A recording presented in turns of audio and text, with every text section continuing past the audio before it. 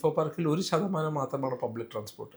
ഒരുപക്ഷെ കൊച്ചിയുടെ ഏറ്റവും കൂടുതൽ ആളുകൾ ജോലി ചെയ്യുന്ന ഒരു സ്ഥലത്ത് വെറും 1% മാത്രമാണ് പബ്ലിക് ട്രാൻസ്പോർട്ടേഷൻ സിസ്റ്റം ഉള്ളത്. അവിടെ 46% കാറുകളാണ് ഉപയോഗിക്കുക. അപ്പോൾ നാച്ചുറലി നമ്മൾ ആലോചിക്കേണ്ടത് ഇത്രയും വണ്ടികൾ ഒരേ സമയത്ത് വരുമ്പോൾ ഉണ്ടാകുന്ന കൺജഷൻ, അത്രയും ആളുകൾക്ക് യാത്ര ചെയ്യാനുള്ള ബുദ്ധിമുട്ട്, സമയനഷ്ടം, ഇതെല്ലാം ഒരു സ്റ്റേബിൾ പബ്ലിക് ട്രാൻസ്പോർട്ടേഷൻ സിസ്റ്റം കൊണ്ട് മാത്രമേ നമുക്കിതെല്ലാം അഡ്രസ്സ് ചെയ്യാൻ കഴിയൂ.